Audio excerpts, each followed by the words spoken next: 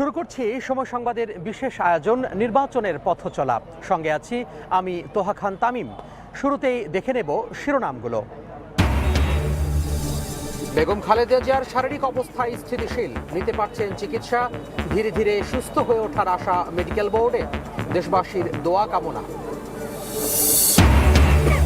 BNP মনোনীত প্রার্থীদের সঙ্গে শীর্ষ নেতাদের বৈঠক, নির্বাচনী কৌশল ও দায়িত্ব পালনে নানা দিক নির্দেশনা, শরিকদের আসন ছাড়ের বিষয়ে সিদ্ধান্ত।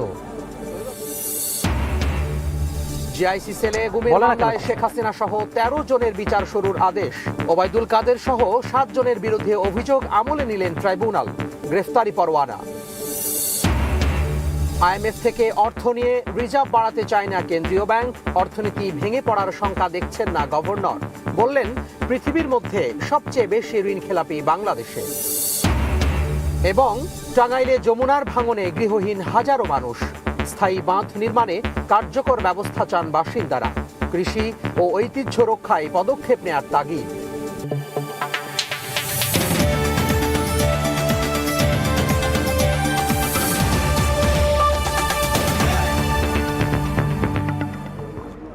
দিনক্ষণ মেপে ত্রয়োদশ জাতীয় সংসদ নির্বাচনের আর 1.5 মাসেরও বেশি সময় থাকলেও এখনই নানা রকম হিসেব নিকেশ করছেন দেশের ভোটাররা। এই আলোচনা কখনো গাছতলা থেকে পাঁচতলা, আবার কখনো চলছে এমন চায়ের আড্ডায়। শুরু করছি সময় সংবাদের বিশেষ আয়োজন নির্বাচনের পথ চলা। আজকে আমরা চলে এসেছি তাঁতশিল্পের রাজধানী, সুস্বাদু চমচম খ্যাত এলাকা টাঙ্গাইলে। আর আমরা টাঙ্গাইলে রয়েছে 8টি সংসদীয় আসন। আর এই সংসদীয় আসনে নানা রকম শ্রেণী পেশার মানুষ, ভোটাররা এখনই নানা রকম যে হিসেব নিকেশ সেটি তারা করছেন। তারা বলার চেষ্টা করছেন যে যারা আসলে সামনে নির্বাচনে কি চান, কিভাবে দেখতে চান এলাকার মানুষ, এবং কেমন জনপ্রতিনিধি তারা বেছে নিতে চান সে বিষয়ে কিন্তু তারা কথা বলার চেষ্টা করছেন। আমরা জানি টাঙ্গাইলে যেই তাঁতশিল্প, সেই তাঁতশিল্প ইতিমধ্যে প্রায় 80% তাঁতশিল্প কিন্তু ইতিমধ্যে বন্ধ হয়ে গেছে।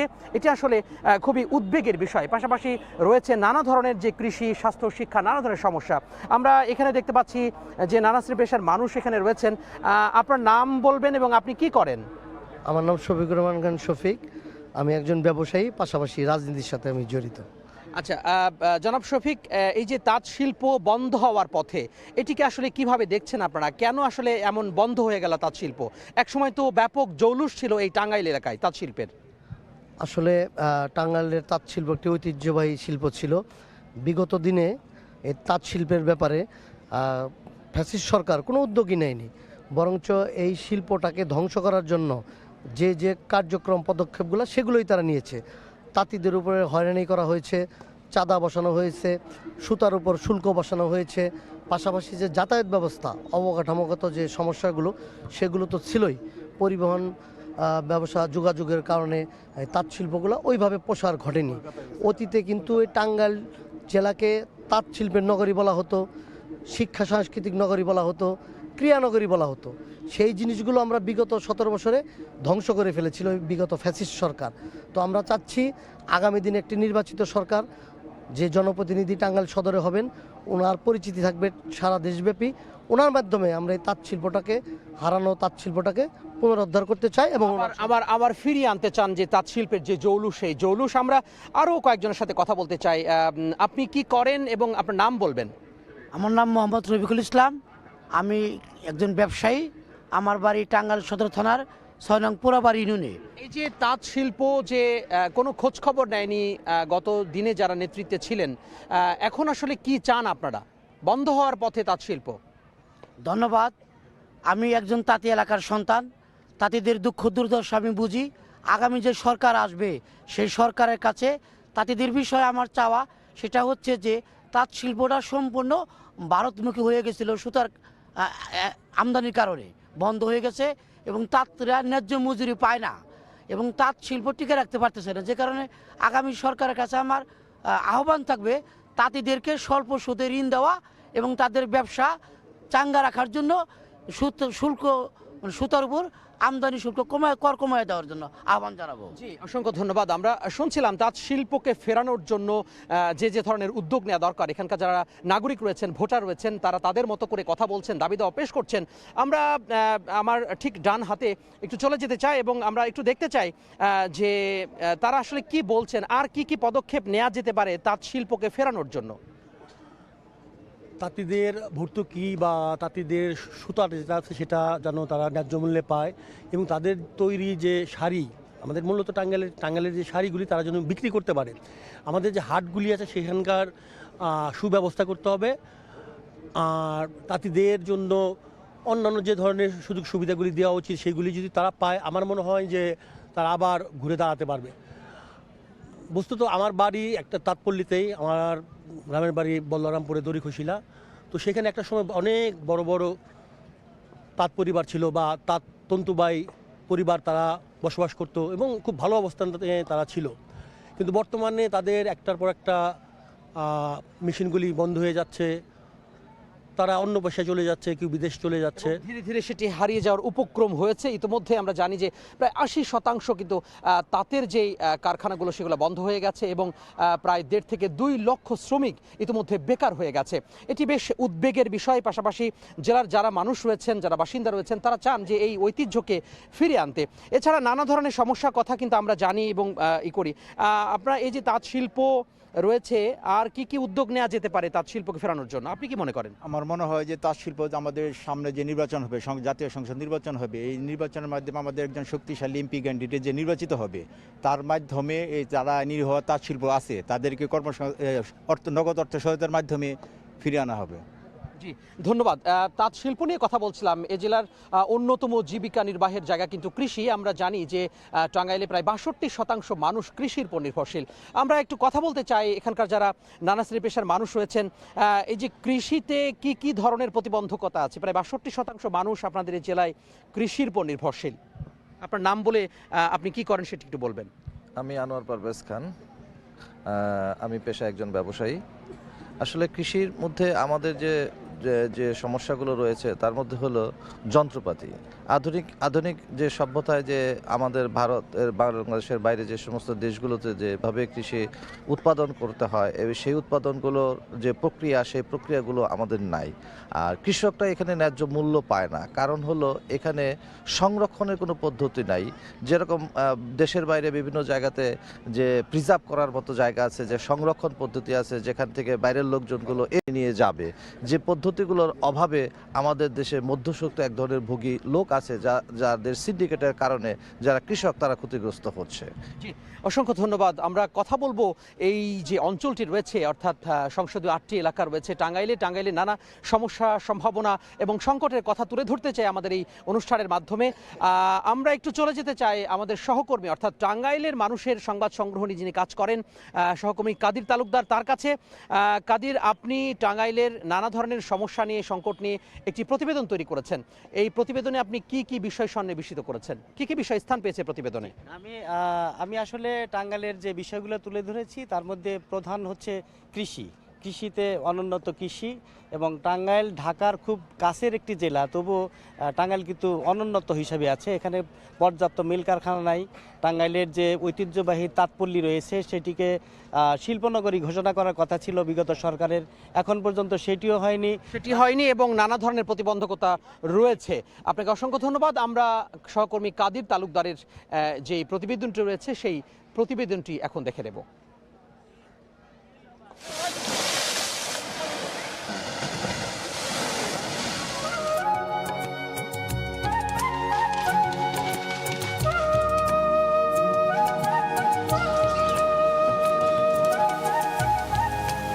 প্রায় 33 লাখ ভোটারের জেলা টাঙ্গাইলে 61% মানুষ কৃষিকাজের ওপর নির্ভরশীল। তবে প্রতি বছর যমুনার ভাঙনে হাজার হাজার মানুষ গৃহহীন হলেও স্থায়ী বাঁধ নির্মাণে নেই কার্যকর ব্যবস্থা। তাই স্থায়ী বাঁধ নির্মাণের দাবি বাসিন্দাদের। টাঙ্গাইল সদর, ভূঁইয়াপুর, গোপালপুর, নাগরপুর ও দেলদুয়ারির বিশাল চরাঞ্চলের উর্বর ভূমিতে উৎপাদিত অর্থকরী ফসল ধান, গম, ভুট্টা, পাট সহ নানা রকম সবজি এ অঞ্চলের মানুষের অর্থনৈতিক মুক্তির একমাত্র পথ হলেও কৃষিভিত্তিক শিল্প গড়েনি। মধুপুরকে আনারসের রাজধানী বলা হয়। মধুপুরের কলাসহ আদা, হলুদ, কচু সহ অন্যান্য সবজি ঢাকা সহ সারা দেশের চাহিদা পূরণে ভূমিকা রাখলেও দীর্ঘদিনেও গড়ে ওঠেনি কৃষিভিত্তিক শিল্পাঞ্চল।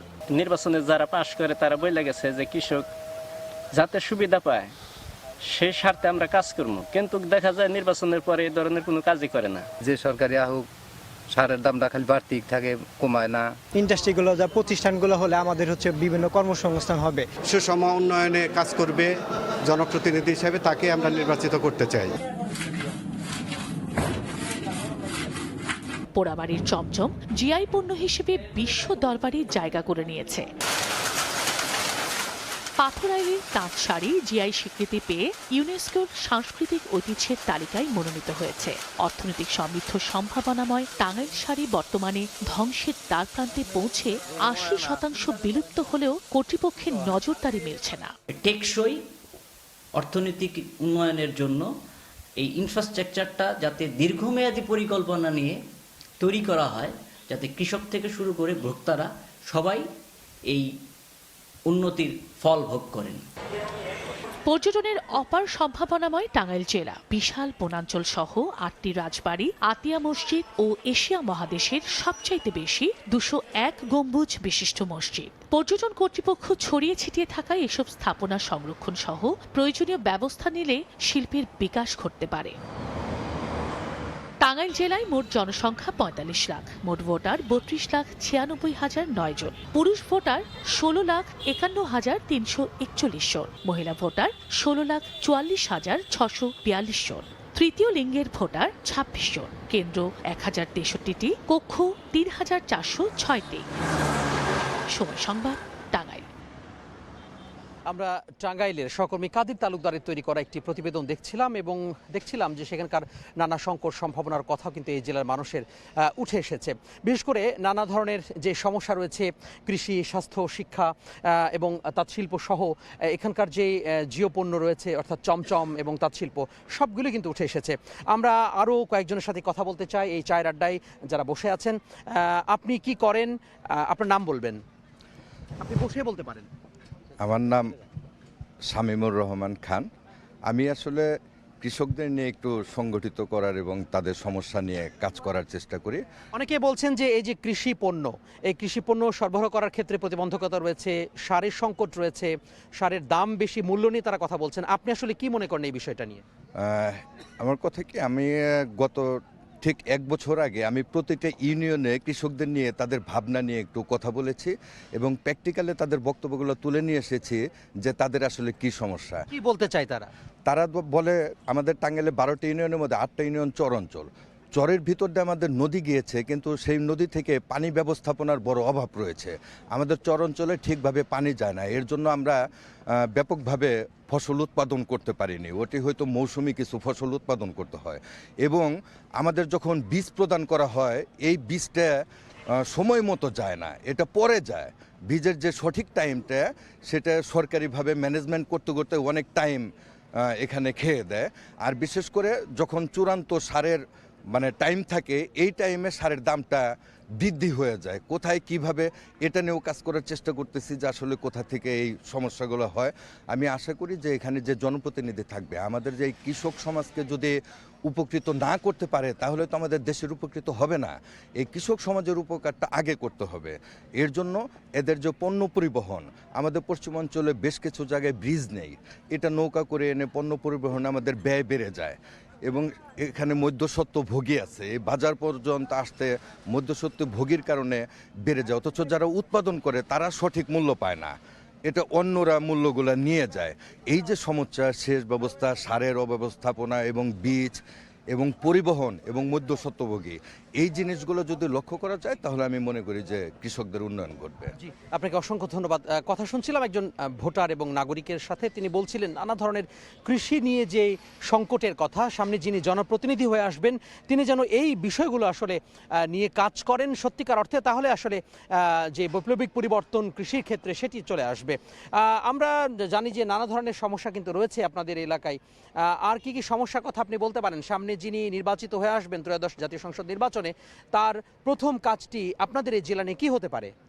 ধন্যবাদ সময় টিভিকে। আমি আগামীতে সুলতান সালাউদ্দিন টুকুর মতো একজন দক্ষ, যোগ্য, সাহসী নেতা যদি টাঙ্গাইলে নির্বাচিত হয়ে আসে, আমি সর্বোচ্চ গুরুত্ব দিব আমাদের টাঙ্গাইলের যে সমাজ ব্যবস্থা, সেখানে মাদকে বিভিন্ন পরিবার বিভিন্ন এলাকাকে ধ্বংস করে দিচ্ছে। সবার আগে মাদককে বন্ধ করতে হবে। তারপরে আপনার টাঙ্গাইলে দীর্ঘ 17 বছরে ফ্যাসিস্ট সরকার যেভাবে চাঁদাবাজি, সন্ত্রাস, এলাকায় ভূমিদস্যু এদেরকে বিভিন্ন এলাকায় ছড়িয়ে দিয়ে মানুষকে অতিষ্ঠ করেছিল, চাঁদাবাজ মুক্ত সমাজ, দুর্নীতি মুক্ত সমাজ, ভূমিদস্যু মুক্ত সমাজ এবং মাদক মুক্ত সমাজ আমরা প্রতিষ্ঠা করতে চাই। আগামী নির্বাচিত যে প্রতিনিধি হয়ে আসবেন তার তার তার কাজটি থাকবে। অর্থাৎ নিঃসন্দেহে সবারই চাওয়া এটি যে চাঁদাবাজ, দুর্নীতিমুক্ত এবং একটি স্বচ্ছ যেন নির্বাচনের মাধ্যমে এই জনপ্রতিনিধিদের হয়ে আসে। এই যে বলা হচ্ছে যে জননিরাপত্তার ক্ষেত্রে যে বিষয়গুলো বলা হচ্ছে, এই বিষয়গুলি এটি আসলে আপনি কিভাবে দেখছেন যে জননিরাপত্তা যে বিঘ্নিত হচ্ছে নানা কারণে, যিনি বললেন, এই বিষয়টা আপনি কিভাবে দেখছেন? জি, ধন্যবাদ আপনাকে। আসলে বাংলাদেশের আইন ব্যবস্থা এবং বিচার ব্যবস্থায় দীর্ঘ জটিলতা রয়েছে। এইখানে আমরা জনগণ যে সমস্যার সম্মুখীন হচ্ছে, সেই সমস্যার কিন্তু আমরা একদম দ্রুত সময়ের মধ্যে আইনের আওতায় এনে সেই সমস্যাটা কিন্তু আমরা সমাধান করতে পারছি না। আইনগতভাবে এটির একটি জটিলতা রয়েছে। যেমন আমরা যখন দেখি যে একটি হত্যাকাণ্ড সংঘটিত হয় কিংবা একটি ধর্ষণ হওয়ার সাথে সাথে আমরা যেরকম উজ্জীবিত থাকি সেটির বিচারের জন্য, কিন্তু পরবর্তী পর্যায়ে গিয়ে দেখি যে আদালতে যে আইনের জটিলতা রয়েছে, সেই জটিলতার টুকু নিরসন করে সেটির বিচার আর হচ্ছে না। দীর্ঘসূত্রিতা হয়ে যায়, মামলা জট তৈরি হয়। কেমন জট তৈরি হয়েছে মামলা এই টাঙ্গাইল আদালতে? জি, অনেক জট মানে এটি আর কি বলে বোঝাতে পারবো না, অনেক জট। এটি আদালতে যারা দায়িত্বে রয়েছে তাদের যদি জিজ্ঞাসা করেন তাহলে সবচেয়ে বেশি উত্তর পাবেন। খোলার ক্ষেত্রে আপনার কি মনে হয় একজন আইনজীবী হিসাবে, যে এটি কিভাবে এই জটটি খোলা যায় বা আরো সহজতর কিভাবে করা যায় এটি? জি, আমি মনে করি যে বাংলাদেশে যে দীর্ঘ 17 বছর একটি ফ্যাসিস্ট সরকার ক্ষমতায় ছিল, এই সরকার বাংলাদেশকে আমি মনে করি যে এই 17টি বছরই পিছিয়ে দিয়েছে। অন্যান্য বহির্বিশ্বে কিন্তু আমরা দেখি যে দেশগুলো এগিয়ে যায়, বাংলাদেশটা পিছিয়ে গিয়েছে। আমি মনে করি যে আগামী দিনে যে জনগণ প্রত্যাশা করে একটি অবাধ এবং সুষ্ঠু নিরপেক্ষ নির্বাচন, জনগণের প্রতিনিধি, তারা যদি জনগণের প্রতিনিধি হয়ে বাংলাদেশের যে রাষ্ট্রীয় ক্ষমতা রয়েছে সেটি করতে পারে, তাহলে আমি মনে করি যে এই যে আইনগত যে ঝামেলাগুলো রয়েছে সেটি অতি দ্রুত সময়ের মধ্যে সেটি নিরসন করে জনগণ যে আইন ব্যবস্থাটা চায়, জনগণ যেভাবে দীর্ঘ সময় না বিলম্বিত হয়ে দ্রুত সময়ের মধ্যে বিচার ব্যবস্থাটা পেতে চায় সেটি পাবে, সেটি জনগণের নির্বাচিত প্রতিনিধিদের মাধ্যমে, সেটি আমি চাই আর কি। অসংখ্য ধন্যবাদ। মানুষ কিন্তু মুখে আছে যে একটি নির্বাচন হবে এবং নির্বাচিত সরকার এসে তাদের যে দাবি দেওয়াগুলো সেগুলো পূরণ করবে, এবং এই যে দুর্নীতি, চাঁদাবাজ, বিভিন্ন ধরনের সন্ত্রাসী কার্যক্রম, এগুলো থেকে যেন বেরিয়ে আসা যায় সেই বিষয়ে বলা হচ্ছে। বারবার করে দুর্নীতির কথা বলা হচ্ছে। আমরা একজন নাগরিকের সাথে কথা বলতে চাই। আপনি কি করেন এবং আপনার নাম বলবেন? আমি প্রাক্তন শিক্ষক বাদল মাহমুদ। আপনি দুর্নীতি সম্পর্কে জানতে চাচ্ছেন। আসলে তো বাংলাদেশের সবচেয়ে প্রধান সমস্যাই বলা যেতে পারে দুর্নীতি। ডক্টর দেবপ্রিয় ভট্টাচার্যের নেতৃত্বে যে দুর্নীতি সম্পর্কিত বা অর্থনৈতিক অবস্থা সম্পর্কিত যে কমিটিটা করা হয়েছিল, তারা যে প্রতিবেদনটা দিয়েছে সেখানে তো এক স্পষ্ট যে 15 বছর কি পরিমাণ অর্থ বাংলাদেশ থেকে বিদেশে পাচার হয়ে গেছে। এটা একটা ভয়াবহ ব্যাপার। এবং সবচেয়ে আশ্চর্য ব্যাপার হচ্ছে যে একেবারে সরাসরি রাষ্ট্রের উচ্চ পর্যায় থেকে তাদের একেবারে সহযোগিতায় এই অর্থগুলো বিদেশে পাচার হয়ে গেছে। দুর্নীতি বাংলাদেশের সবচেয়ে বড় একটা ব্যাপার। আর দুর্নীতিকে প্রতিরোধ করার জন্য যে দুর্নীতি দমন কমিশন, সেটা এমন একটা ব্যাপার হয়ে দাঁড়িয়েছে সেটা বিরোধী দলকে ঘায়েল করার জন্য সেই দুর্নীতি দমন কমিশন। তো এখন এইরকম দুর্নীতি দমন কমিশন দিয়ে দুর্নীতি রোধ করা যাবে না। দুর্নীতি দমন কমিশন করতে হবে মূলত এমন সমস্ত ব্যক্তিদেরকে নিয়ে যারা দুর্নীতি যেখানে হয় প্রধানত সরকারি পর্যায়ে, তারা যেন সেখানে ধরতে পারে।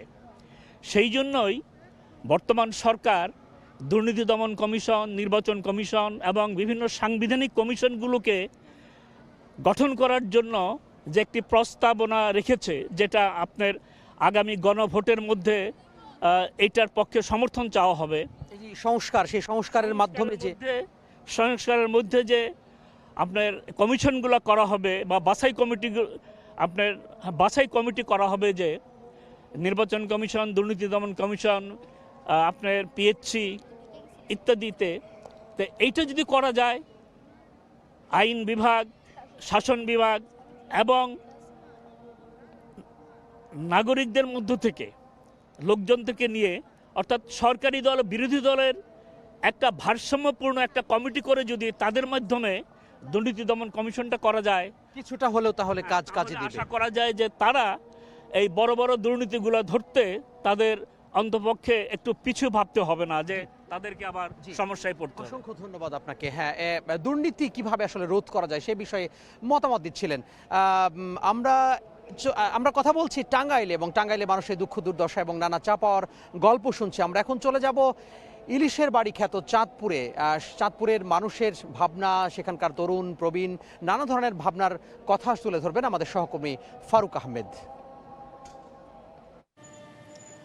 নদীবন্দর চাঁদপুর, যাকে একসময় বলা হতো পূর্ববঙ্গের প্রবেশদ্বার, পদ্মা, মেঘনা, ডাকাতিয়া, এই তিন নদীর সমাহার। যেমন চাঁদপুর এক সমৃদ্ধ জনপদ, বলা যেতে পারে ইলিশের রাজধানী খ্যাত চাঁদপুর। তবে চাঁদপুরের যেই ঐতিহ্য আছে, শুধু ইলিশ নয়, এখানে যেই ফসল ধান উৎপাদনেও কিন্তু দেশে তার একটা পরিচিতি আছে। সেই চাঁদপুরের মানুষজনের কিন্তু নানা প্রত্যাশা থাকে তখনই যখন জাতীয় নির্বাচন ঘনিয়ে আসে। চাঁদপুরের আমি যদি আয়তন বলি, এই জেলাটির আয়তন 1700 বর্গ কিলোমিটার এবং এখানে 8টি উপজেলা এবং 7টি পৌরসভা আছে। তার মধ্যে কিন্তু 5টি নির্বাচনী আসন আছে। এবারে ত্রয়োদশ জাতীয় সংসদ নির্বাচন যখনই ঘনিয়ে আসছিল, ততক্ষণে কিন্তু সম্ভাব্য যে প্রার্থীরা আছে, বিএনপি, জামাত, এনসিপি, গণ অধিকার পরিষদ সহ, ইসলামী আন্দোলন সহ আরও যে রাজনৈতিক দলগুলো আছে যারা গণতান্ত্রিক আন্দোলনে যুক্ত ছিলেন, তারাই মূলত আগাম নির্বাচনী প্রচারণায় ব্যস্ত হয়ে পড়েছেন। তবে নির্বাচন কমিশনের তফসিল ঘোষণার পর থেকে কিন্তু আবার সংবিধিবদ্ধ যে আইনগুলো আছে সেগুলো মেনে কিন্তু প্রার্থীরা এখন নিজেরা ঘর গোছাতে ব্যস্ত সময়ে পার করছেন। একটা তথ্য জানিয়ে রাখি যে চাঁদপুরে কিন্তু এই বিশাল জনপদটি অনেক সমৃদ্ধ হলেও কিন্তু এখানে কিন্তু দীর্ঘ 54 বছরে, আমাদের মুক্তিযুদ্ধের যে 54 বছর পার হয়েছে, 54 বছর কিন্তু এখানে কোনো ভারী শিল্প কারখানা গড়ে ওঠে না। অথচ চাঁদপুর হয়ে দেশের দুই যে সমুদ্র বন্দর আছে, সেখানে সড়ক পথে যোগাযোগের হরিণা এবং আলুর বাজার, অর্থাৎ চাঁদপুর শরীয়তপুর যেমনটি ফেরি সার্ভিস আছে, একই সঙ্গে চাঁদপুরের বাবুরহাট থেকে কুমিল্লা পর্যন্ত এবং বাবুরহাট থেকে মতলব হয়ে দাউদকান্দি পর্যন্ত একটি অভ্যন্তরীণ সড়কও আছে। এবং সেই সড়কগুলোর সঙ্গে দক্ষিণাঞ্চলের যে জনপদ আছে, বৃহত্তর নোয়াখালী সহ আশপাশের জেলাগুলো আছে, রাজধানী ঢাকার সঙ্গে কিন্তু দ্রুত একটা যোগাযোগের মাধ্যম হিসেবে কিন্তু চাঁদপুরের পরিচিতি আছে। তাছাড়া এখানকার যেই রেলপথ আছে, সড়ক পথ আছে, নৌপথ আছে, সেখানে কিন্তু ব্যাপক মানুষজন যাতায়াত করে এবং বলা যেতে পারে যে চাঁদপুর একটি ট্রানজিট পয়েন্ট। তবে ভোট আসলে কিন্তু এখানকার মানুষজনের কিন্তু একটা বড় ধরনের প্রত্যাশা থাকে এবং ভোটাররা চাচ্ছেন যে যারা আগামী জাতীয় সংসদ নির্বাচনে চাঁদপুরের হাল ধরবেন, তারা যেন চাঁদপুরের যে অবহেলিত যে সমস্যাগুলো আছে, যেগুলো বেকারত্ব দূর করবে এবং কর্মসংস্থান তৈরি করবে, সেই বিষয়গুলো যেন প্রার্থীরা নির্বাচিত হওয়ার পর সেগুলো তারা এখানে দাঁড় করানোর চেষ্টা করেন। আর প্রার্থীরা এর মধ্যে কিন্তু প্রতিশ্রুতি দিচ্ছেন।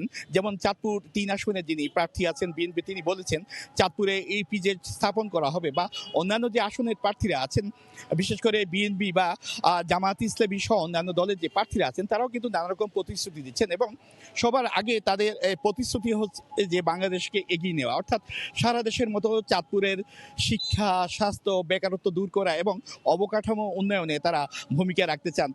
তারা বলেছেন গত 17 বছর চাঁদপুরে কিন্তু ছিল একটা অনেকটা অবহেলিত জনপদ। তা আমরা যদি চাঁদপুরের সবশেষ যে তথ্যটি জানাতে চাই, এই জেলায় কিন্তু 5টি নির্বাচনী আসনে ভোটার হচ্ছেন 23,31,235 জন।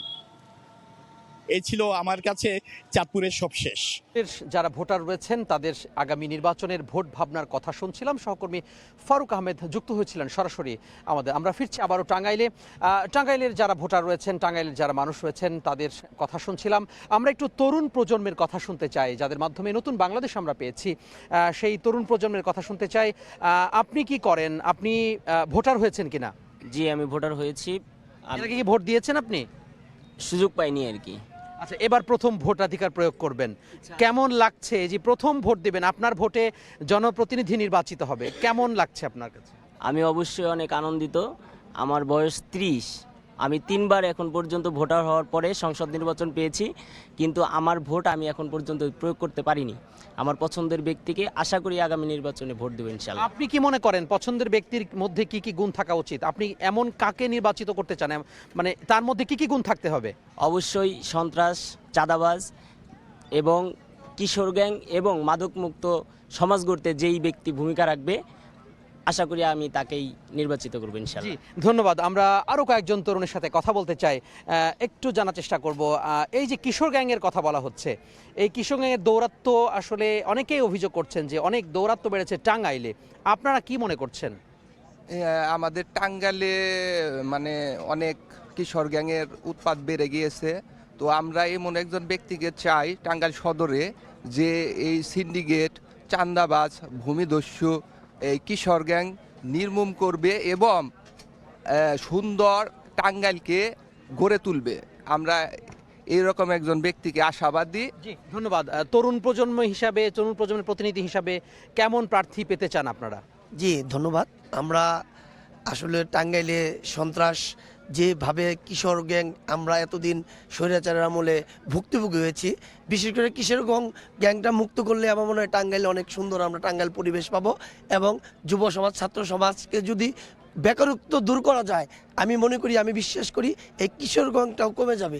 কারণ এখন দেখা যাচ্ছে অনেক ছেলে ইন্টারমিডিয়েট পাস করে তাদের ফ্যামিলি অবস্থা ভালো না, সে চাকরি পেতে গিয়ে সে সার্টিফিকেটের ধারে ধারে ঘুরতে গিয়ে যখন ফ্যামিলির অত্যাচারিত হয়, তখন এই কিশোর গ্যাংটা মাদকের সাথে জড়িত হয়ে তখন কিন্তু প্রত্যেকটা ফ্যামিলিতে অশান্তি ভুগতে হচ্ছে। তো আমাদের দাবি টাঙ্গাইলকে চাঁদাবাজ মুক্ত এবং একটি সন্ত্রাস মুক্ত আমাদের টাঙ্গাইল সদর 5 যেন আমরা পাই। ঠিক ওই রকমই আমরা একটা প্রার্থীকে আমরা নির্বাচিত করবো। ধন্যবাদ। ধন্যবাদ। শুনছিলাম তাদের দাবি দেওয়ার কথা। আমরা একটু যেতে চাই আবারও আমাদের প্রতিনিধির কাছে, অর্থাৎ টাঙ্গাইলের মানুষের নিয়ে সংবাদ সংগ্রহ করেন সহকর্মী কাদির তালুকদার। কাদির, আপনি একটু আসেন আপনার সাথে কথা বলতে চাই। এই যে মানুষ বলছেন যে মাদক এবং কিশোর গ্যাংয়ের যে দৌরাত্মের কথা বলা হচ্ছে, প্রশাসনের কি কোনো নিষ্ক্রিয়তা রয়েছে? আসলে প্রশাসনের ওইভাবে নিষ্ক্রিয়তা বলবো যে প্রশাসন যদি সক্রিয় থাকতো তাহলে হয়তো এই যে কিশোর গ্যাং এবং মাদকের যে অভয়ারণ্য, এটি হয়তো টাঙ্গাইলে থাকতো না। এবং এই টাঙ্গাইলে কিশোর গ্যাং এবং মাদকের ভয়াবহ থাবায় প্রতিটা পরিবারেই আজ মাদকের ছোবলে জর্জরিত। এটি বন্ধ করা কেন যাচ্ছে না? এটা আসলে আমি মনে করি, ব্যক্তিগতভাবে মনে করি যে প্রশাসন ইচ্ছা করলেই এই মাদক এবং কিশোর গ্যাংকে বন্ধ করতে পারে। প্রশাসনের সদিচ্ছাই জরুরি বলে আমি মনে করি। জি, ধন্যবাদ। সদিচ্ছা যেন আসলে তৈরি হয় সেই বিষয়েও কিন্তু নাগরিক যেই যারা প্রতিনিধি রয়েছেন তাদেরও কিন্তু সচেতনতা জরুরি। এই যে বলা হচ্ছে যে প্রশাসন যদি ইচ্ছা করে তাহলে তারা আসলে এটা পারে, অর্থাৎ মাদক নিয়ন্ত্রণ করতে পারে, কিশোর গ্যাংয়ের যে দৌরাত্ম্য সেটি নিয়ন্ত্রণ করতে পারে। নাগরিকদের কি কোনো এখানে কোনো নেই, পদক্ষেপ নেই কেন? আপনারা কেন পদক্ষেপ নিচ্ছেন না? ধন্যবাদ সময় টিভি এমন একটা প্ল্যাটফর্ম করার জন্য যেখানে আর কি। তো আমি টাঙ্গাইল সচেতন নাগরিক কমিটির আহ্বায়ক হিসাবে সবাইকে আমার শ্রদ্ধা এবং সালাম। আপনার যে প্রশ্নটা করলেন যে ইচ্ছা করলে মাদক নিয়ন্ত্রণ করা যায় কিনা, মাদক নিয়ন্ত্রণ করতে গেলে প্রশাসনের যেরকম ভূমিকা দরকার, সে পাশাপাশি জনগণের সচেতনতা প্রয়োজন। কারণ একজন গার্জিয়ান জানে না তার ছেলে কোথায় যাচ্ছে, কি করতেছে, এটাকে নিয়ন্ত্রণ করতে হবে। এবং প্রশাসন যদি ইচ্ছা করে যে মাদকটাকে সমাজ থেকে নির্মূল করতে হবে, তাদের দ্বারা সম্ভব, কিন্তু তারা সম্পূর্ণভাবে সেই কাজগুলো তারা করে না। এই জন্য মাদক মুক্ত হয় না। ধন্যবাদ। জি, আমরা আরও একজনের সাথে কথা বলতে চাই। এই যে মাদকের কথা বলা হচ্ছে, দুর্নীতির কথা বলা হচ্ছে, আর কি কি সমস্যা আছে আপনাদের টাঙ্গাইল এলাকায়? ধন্যবাদ সময় টিভিকে।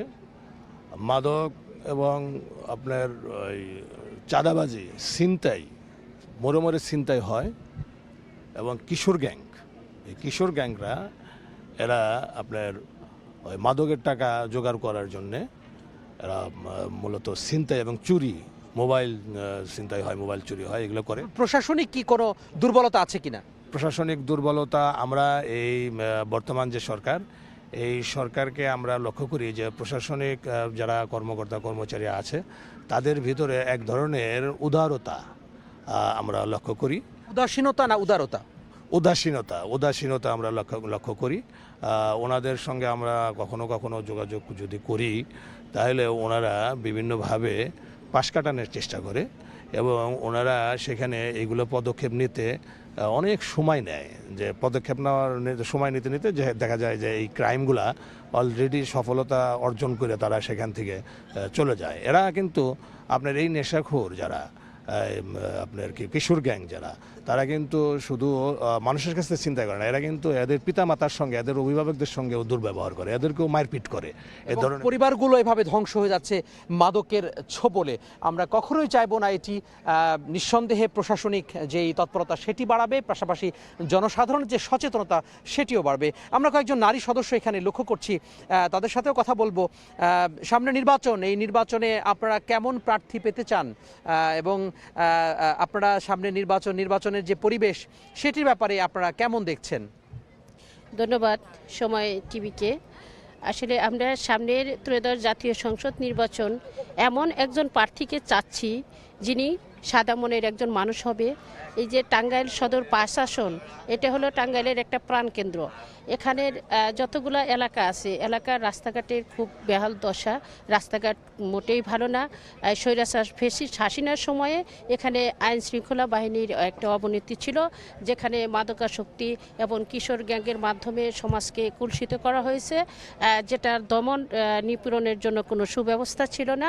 আমরা এমন একটা ক্যান্ডিডেটকে আশা করব যিনি সাধারণ মানুষের মধ্যে, জনগণের কাছে গিয়ে জনগণের সমস্যাগুলো বুঝবে এবং সেটা উত্তরণের চেষ্টা করবে। আমরা সেরকম একটা ক্যান্ডিডেট প্রত্যাশা করি। আপনাকে অসংখ্য ধন্যবাদ। এই যে কথা বলছিলাম যে কেমন ক্যান্ডিডেট অর্থাৎ প্রার্থী তারা পেতে চান সামনে নির্বাচনে। নির্বাচন ঘনিয়ে আসছে, যতই ঘনিয়ে আসছে ততই মানুষের মধ্যে যে চাওয়া পাওয়া এবং যে হিসেব নিকেশ সেটি বাড়ছে। আমরা একটু পেছনে যেতে চাই। এখানে বেশ কিছু তরুণ সমাজের প্রতিনিধি তারা বসে আছেন। নির্বাচন এখন আসছে এবং প্রচার প্রচারণাও চলেছে। বিভিন্ন প্রার্থীরা তো আপনাদের কাছে এসেছে। এই যে প্রার্থীরা এসে গলা জড়িয়ে ধরেন, বুকে জড়িয়ে ধরেন, আগামী পরের 5 বছর যখন তারা ক্ষমতায় যান তাদেরকে কি কাছে পাওয়া যায়? না, আসলে এই বিগত দিনে যেটা হয়েছে, প্রার্থীরা নির্বাচন আসলে ওই জনগণের কাছে, আমাদের কাছে, তরুণ সমাজের কাছে বিভিন্ন প্রতিশ্রুতি নিয়ে আসছে, কিন্তু নির্বাচিত হওয়ার পরে আসলে তারা ওই রকমভাবে খোঁজখবর রাখে নাই। তারপরও বিগত 16-17 বছরে আসলে আমরা যারা তরুণ ভোটার হয়েছি, আমরা তো আমাদের ভোটটা প্রয়োগ করতে পারি নাই, যে কারণে আমাদের প্রতি প্রার্থীদের দায়বদ্ধতাটা একদম নাই বললেই চলে, ছিল না। তো সেই অবস্থা থেকে এখন নতুন একটা অবস্থা তৈরি হয়েছে। আমরা আমাদের ভোটাধিকার প্রয়োগের মতো একটা পরিস্থিতি তৈরি হয়েছে। আমরা চাই যে আগামী দিনে যারা নেতৃত্বে আসবে, যারা নির্বাচিত হবে, যাতে করে তরুণদের, এখন তো তরুণদের বেকার যে সমস্যা, অধিকাংশ তরুণই গ্রামে যারা আছে তারা বেকার।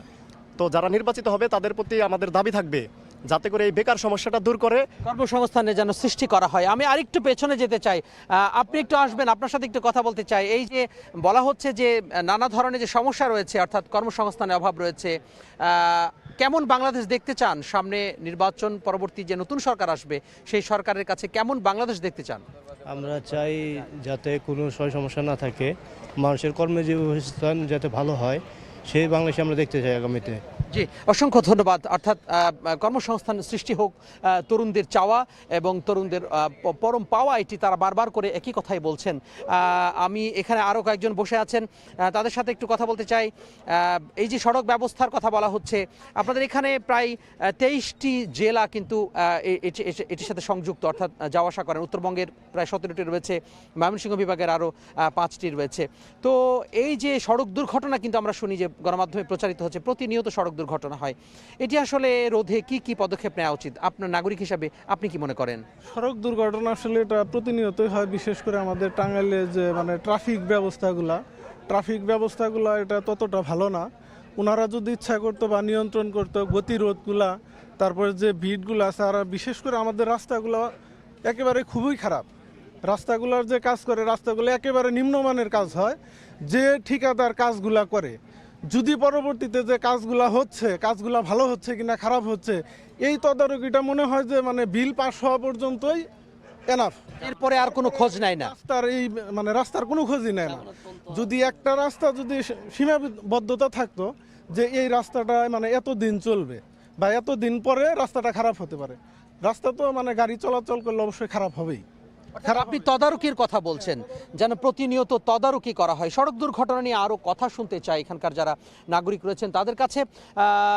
আমরা একটু যেতে চাই যে এই যে সড়ক দুর্ঘটনা প্রতিনিয়ত আমরা গণমাধ্যমে খবর দেখি যে ঢাকা টাঙ্গাইল মহাসড়কে বিভিন্ন সড়ক দুর্ঘটনা হয়, এটি রোধে আর কি পদক্ষেপ নেওয়া উচিত? এটা প্রশাসনের উদ্যোগ নেওয়া উচিত। আমাদের যে চালকদের প্রশিক্ষণের ব্যবস্থা করা দরকার। আর প্রশিক্ষিত চালক না হলে এই অ্যাক্সিডেন্ট হবেই। কাজে এই ব্যাপারে আমার মনে হয় প্রশাসনের উদ্যোগ গ্রহণ করা উচিত এবং শ্রমিক নেতৃবৃন্দ যারা আছেন, বিশেষ করে শ্রমিক ফেডারেশন, আমাদের যে সড়ক পরিবহনের শ্রমিক নেতৃবৃন্দ যারা আছেন, তাদেরকে উদ্যোগ নিতে হবে। আর আসলে আমাদের তো বললামই না, বাংলাদেশ বিগত 17 বছর কোনো ছিল না, জবাবদিহিতা ছিল না, সরকারের দুর্নীতি, যে যেমন পারছে। ধরুন আমাদের টাঙ্গাইলের সড়ক ফেডারেশন, সড়ক পরিবহন সব কিছু দখল ছিল আওয়ামী লীগের, এখানে যা ইচ্ছা তাই হয়েছে। যার জন্য আমরা চাই যে সরকার উদ্যোগ নেক এবং সব কিছু জবাবদিহিতার মধ্যে নিয়ে আসুক। তাহলে কি হবে, প্রশিক্ষিত চালক পাবো আমরা, ওখানে যারা নেতৃত্ব দিবে নেতৃত্বটা ভালো নেতৃত্ব পাবো, যাতে জনগণের কোনো ক্ষতি না হয়, জনগণের জানমাল রক্ষা করতে পারে। এর জন্য প্রথমে প্রশিক্ষণ এবং জবাবদিহিতার মধ্যে আনতে হবে সব কিছু। জি, অসংখ্য ধন্যবাদ। আমরা একটু স্বাস্থ্য নিয়ে কথা বলতে চাই। নানা ধরনের আপনাদের জেলায় স্বাস্থ্যের কি অবস্থা, অর্থাৎ মানুষের যে স্বাস্থ্য ব্যবস্থার ঠিকঠাক মতো চিকিৎসা পান কিনা আপনারা? না, আমাদের এখানে সরকারি ব্যবস্থাপনায় স্বাস্থ্যসেবা হচ্ছে না ঠিক মতো। আরও কার্যকরী পদক্ষেপ নিলে আরও সরকার বা বেসরকারি উদ্যোগে বড় বড় প্রতিষ্ঠান গড়ে তুলতে হবে, এগুলা জবাবদিহিতা আনতে হবে এবং নার্সিং সিস্টেমটা ভালো আনতে হবে। জি, ধন্যবাদ। এই যে সরকারি যে হাসপাতালগুলো রয়েছে, এটির সেবা কেমন পান আপনারা? আমাদের সরকারি হাসপাতালের আমাদের নতুন 2টা হসপিটাল হয়েছে, আগে পুরান ছিল, সেটা অবস্থা খুব একটা ভালো না। বর্তমান বিগত সরকার আমলে যে যতগুলা লোক নিয়ে করা হচ্ছে, আমাদের মান আমরা উন্নত মানে পাইতেছি না। আমাদের হসপিটালের মান সেবা আমাদের খুবই খারাপ। জি, আমরা একটু পেছনের দিকে যেতে চাই এবং একটু শুনতে চাই স্বাস্থ্য ব্যবস্থা, অর্থাৎ স্বাস্থ্য ব্যবস্থা নিয়ে অনেক অভিযোগ রয়েছে। আপনি একটু বলবেন যে এই যে আপনারা বিভিন্ন ধরনের যে ডায়াগনোসিস সেন্টার গড়ে উঠেছে যত্রতত্র, এগুলোতে আপনারা কি সঠিক চিকিৎসা পান? না, এইগুলা তো আমরা সঠিক ওই রকম কোনো চিকিৎসা পাই না। তো আমাদের যে টাঙ্গাইলে সরকারি মেডিকেল কলেজ আছে, সেখানেও কোনো মানে প্রায় দীর্ঘদিন 4 বছর 5 বছর হয়ে গেছে, উদ্বোধন হয়ে গেছে, তারপরে ওইখানে যে আমাদের একটা মেডিকেল কলেজে যে ট্রিটমেন্ট পাওয়ার কথা, আমরা সেটা যথাযথ পাচ্ছি না। আর যে প্রাইভেট মেডিকেল, এগুলো একটা ব্যবসায়িক প্রতিষ্ঠান, এখানে সাধারণ জনগণের প্রচুর ভোগান্তি হচ্ছে, এখানেও আপনার পর্যাপ্ত ট্রিটমেন্ট পাচ্ছে না। পেশেন্ট একটু মানে খারাপ দিকে চলে গেলে তারা ঢাকা ট্রান্সফার করে দিচ্ছে। আমরা যে জেলা শহর হিসাবে যতটুকু পাওয়া প্রয়োজন এতটুকু পাচ্ছি না। সরকারি হাসপাতালে কি আইসিইউ আছে? হ্যাঁ, সরকারি হাসপাতালে আইসিইউ আছে, কিন্তু মুমূর্ষু রোগী তাদের কি ঢাকায় নিয়ে যেতে হয়? হ্যাঁ, মুমূর্ষু রোগী হলে তারা এখানে রাখতেই চায় না, তারা এখানে যাওয়ার সাথে সাথে ঢাকায় তারা ট্রান্সফার করে দেয়। তো এখানে কোনো পর্যাপ্ত ট্রিটমেন্ট হয় না। ধন্যবাদ। স্বাস্থ্য ব্যবস্থা নিয়ে তারা বলছিলেন যে ভঙ্গুর স্বাস্থ্য ব্যবস্থা, সরকারি যে প্রতিষ্ঠানগুলো রয়েছে সেখানে পর্যাপ্ত চিকিৎসা নেই, যারা টাকা খরচ করে বেসরকারি হাসপাতালে যান সেখানেও মানসম্মত চিকিৎসা পান না বলে তারা অভিযোগ করছেন। আমরা একটু শিক্ষা নিয়ে কথা বলতে চাই। আপনি নাম কি আপনার এবং আপনি কি করেন? আমি মোহাম্মদ গোলাম মুস্তফা, আমি শিক্ষকতা পেশার সঙ্গে আছি।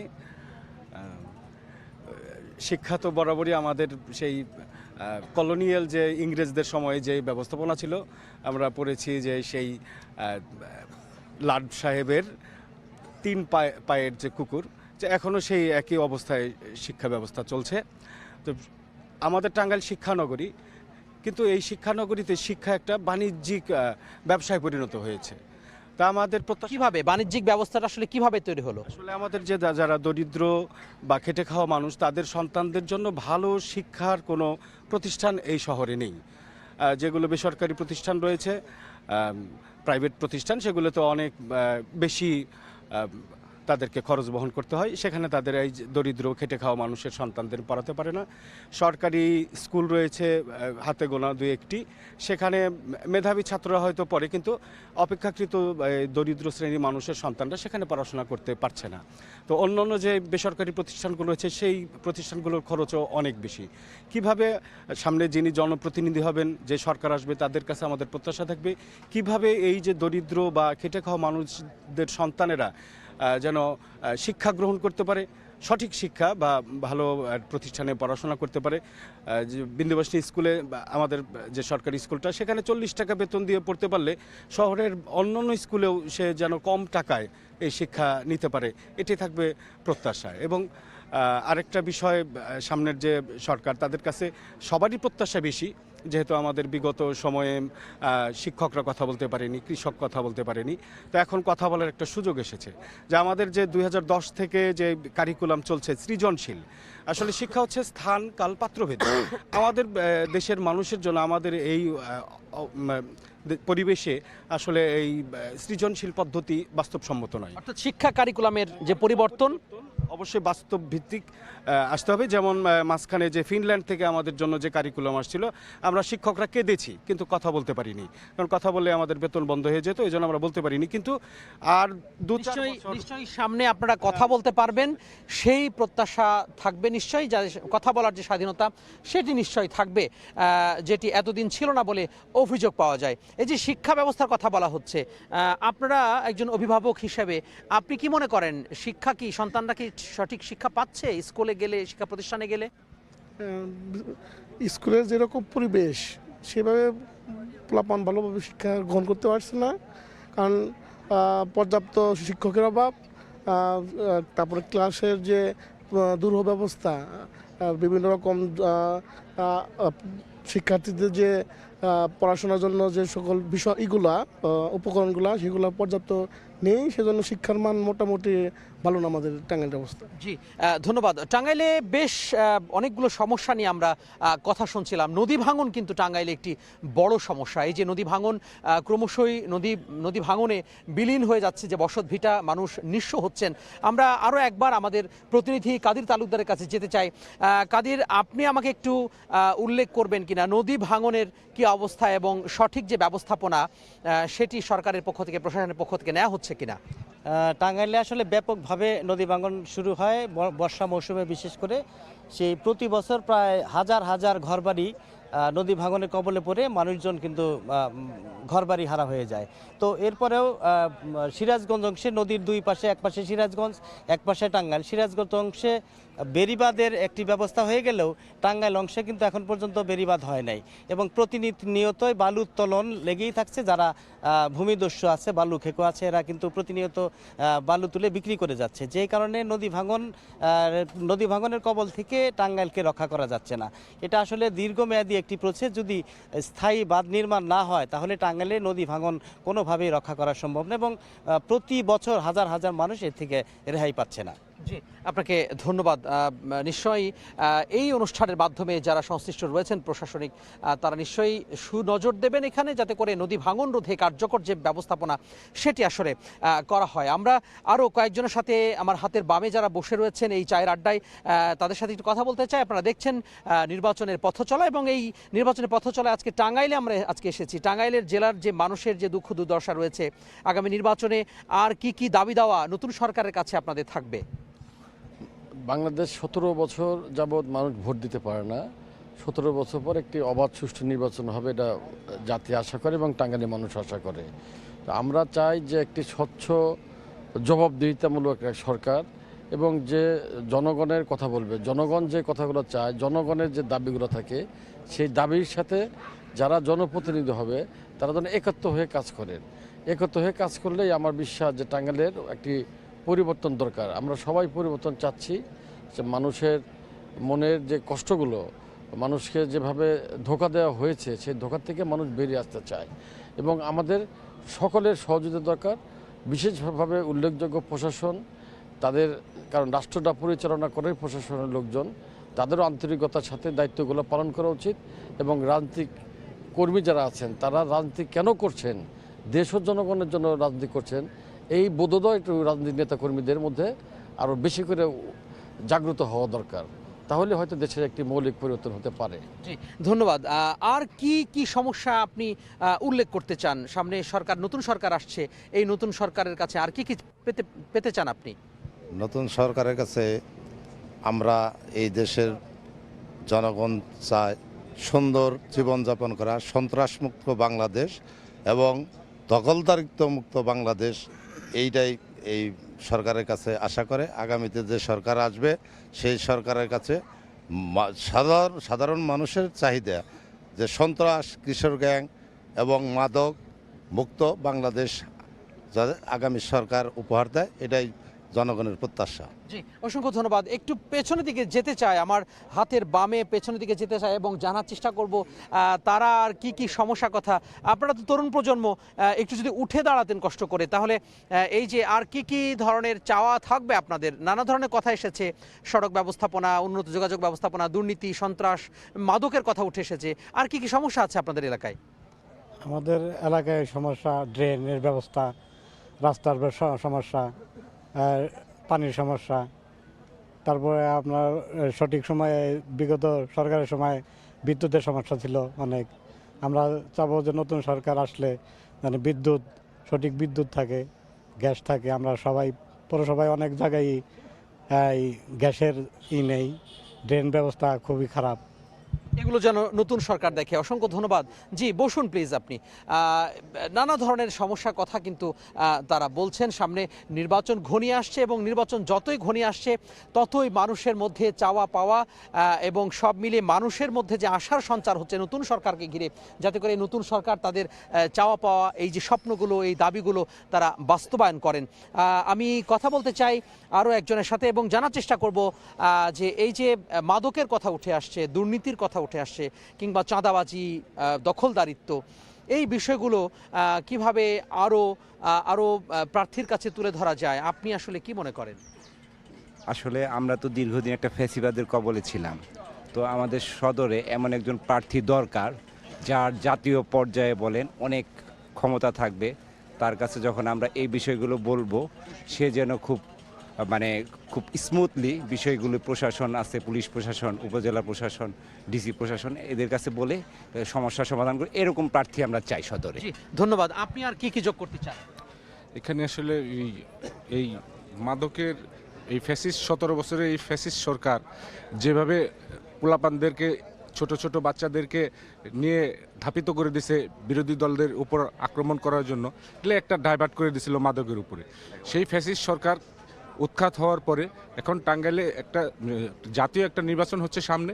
সেই জাতীয় নির্বাচনে আমরা সুশিক্ষিত এবং মার্জিত এবং আপনার এই মানুষের আস্থার প্রতীক যার প্রতি রাখবে, সেরকম একজন আমরা প্রার্থী চাচ্ছি।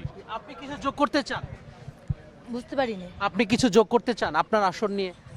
জি, আমি বলবো যে এই যে নির্বাচন কেন্দ্রিক যে নির্বাচন হচ্ছে, আমরা চাই এই নির্বাচনে এমন একজন প্রার্থী আসুক যে সর্বপ্রথম নারীদের নিরাপত্তা নিশ্চিত করুক। আমরা দেখবো যে নারীরা এখন পর্যন্ত আমাদের এই টাঙ্গাইল শহর বা দেশে বলেন যে নারী নিরাপত্তা নেই। আমরা নারীরা বাহিরে বেরোতে পারি না, এবং কি আমরা নারীদের সাথে আরও কিছু যুক্ত করতে পারি এই স্বাস্থ্যসেবা। আমরা দেখব যে শহরকেন্দ্রিক যে স্বাস্থ্য চিকিৎসাটা আমাদের সঠিকভাবে দেওয়া হয় না, এবং কি প্রান্তিক অঞ্চলগুলোতে আমরা দেখব যে চিকিৎসা পৌঁছায় না। আমাদের যে সেবা স্বাস্থ্যসেবা কেন্দ্র আছে, কিন্তু সেটা চলমান না। আমরা চাই যে প্রার্থী আসুক সে এটা নিশ্চিত করুক, এই বিষয়গুলো যেন নিশ্চিত করেন। নিঃসন্দেহে আমরা চাইবো যে এই বিষয়গুলো, যে সমস্যাগুলো উঠে আসলো এই টাঙ্গাইলে 8টি যে সংসদীয় আসন রয়েছে, সেই সংসদীয় আসনে যেই সমস্যাগুলো রয়েছে সেই সমস্যাগুলো নিঃসন্দেহে উঠে আসবে এবং শিক্ষা, স্বাস্থ্য, যোগাযোগ ব্যবস্থা, দুর্নীতি সহ সব কিছুই যেন সমস্যার সমাধান হয়। তো এই ছিল আজকে নির্বাচনে পথ চলায় আজকের আয়োজন। টাঙ্গাইলে আগামীকাল থাকবো সিরাজগঞ্জের যে সংসদীয় আসনগুলো রয়েছে সেই আসনের মানুষের দুঃখ দুর্দশা চাওয়া পাওয়ার গল্প নিয়ে। সে পর্যন্ত ভালো থাকুন, সুস্থ থাকুন, সঙ্গে থাকুন সময়ের।